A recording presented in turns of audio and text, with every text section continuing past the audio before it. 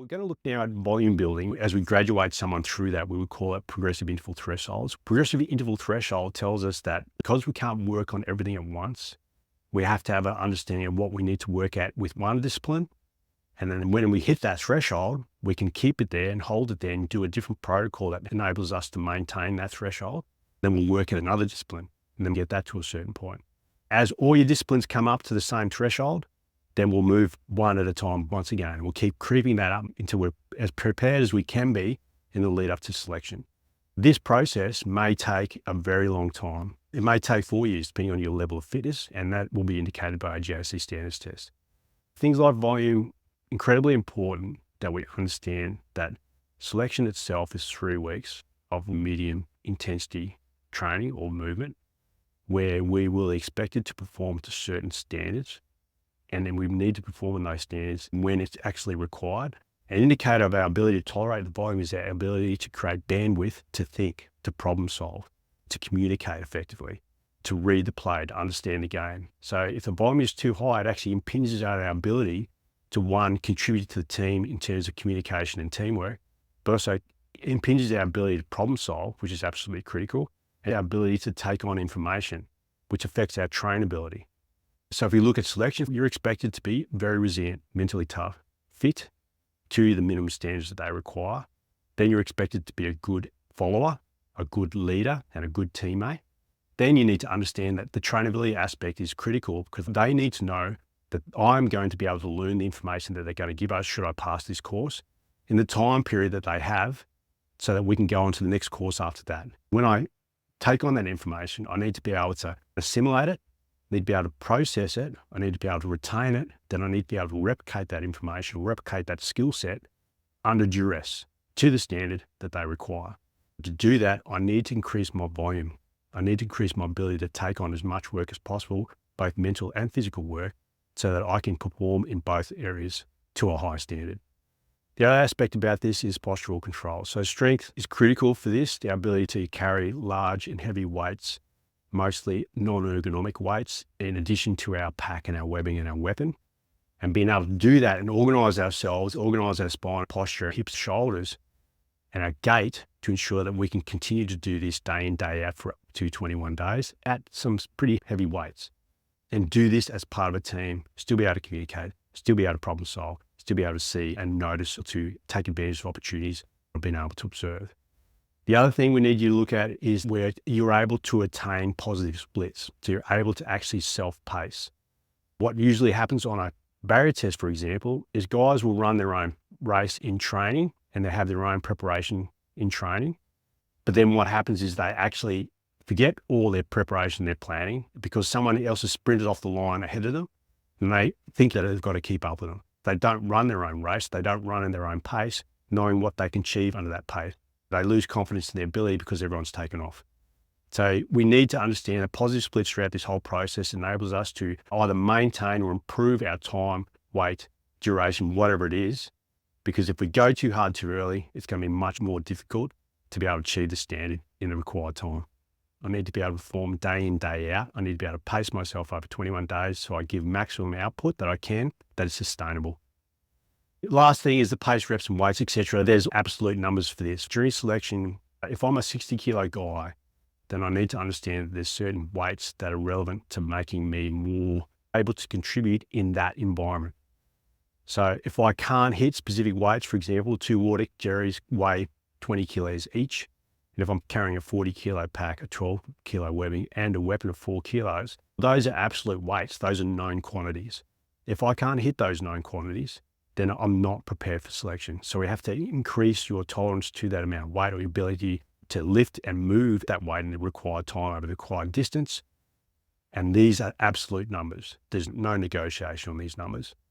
For our rucking program, for example, we would like to see our candidates hit an average pace of 9-minute Ks for 20 kilometers. The goal is to hit that sub 9-minute kilometer pace for over 3 hours with that weight set.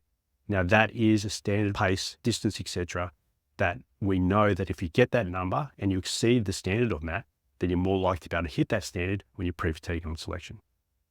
So SOFPREP to enable us to build up the volume to get us close to the volume during selection, obviously 21 days of a whole bunch of different work.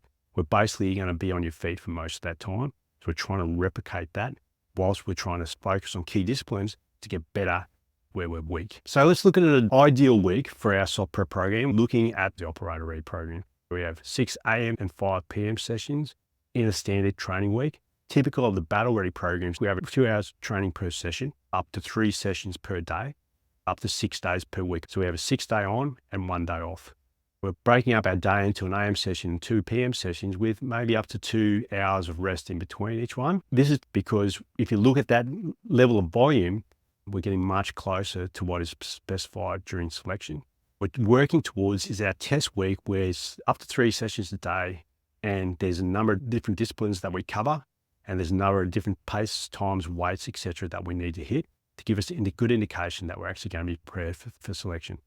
Understanding that now, if we look at the test week, first session being at 6 a.m., second session being at 12 p.m., and then last session being at 1700. And for the longer endurance events, like the long distance pack marches at a specified pace and weight, the goal there is to accumulate kilometers in the legs and back and all the structures that support carrying that weight safely. But we also need to balance that with a speed march, which we'll do on Monday morning. And the speed march is doing a 20 clicker and trying to hit that sub-9 pace with the specified weight on your back. We can't forget that we need to be good at run, swim, carry, climb, and fight. The swimming is a big aspect to enable us to be a good all-round contributor, especially in this environment. Now, to build up to that volume, so for levels 1 and 2, we still break it up into a 7-day week, but we start you off in 3 sessions per week, and your training journal will help us decide how much volume is appropriate to you. And those sessions might be every second day. So the PM session, rest, and every other day, rest.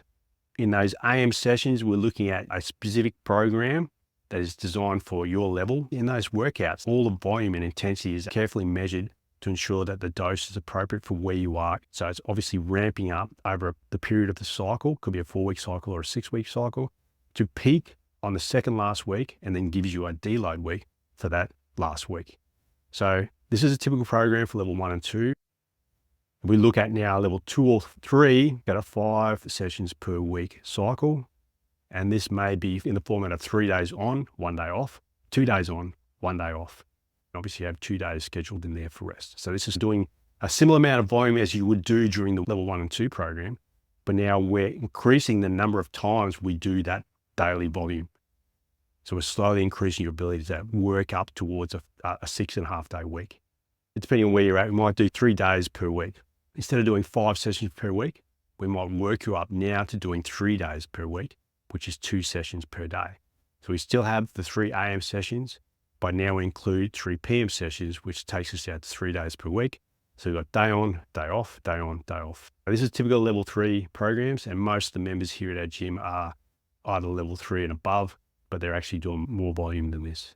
So now level 3 or 4, and this is the majority of our members here at theMill. They're doing 5 days per week, and they're doing 5 AM sessions, if not 6 AM sessions, and they're doing 5 PM sessions, or they're doing a back-to-back AM session. So they're doing both the cardio club and then the GAC back-to-back. And on the Tuesday, Thursdays, they're doing the starting strength classes and the GAC back-to-back. Most accumulating 6 days a week. A lot of them are doing 5 days a week. Now, we're looking at building up towards this SOFPREP programming, and these are for levels 4 to 6. So we're looking at 6 AM sessions and 5 PM sessions with a half rest day on day 6 and a full rest day on day 7. If we can recover on the next day 1 of week 2, the next week, and we're performing at a standard that is as prescribed in the program, then we get an idea that maybe this program is right for us, but we don't really make that assertion until we've done a minimum of 28 days. And we've taken data according to the training journal to define whether this program is right for us or not.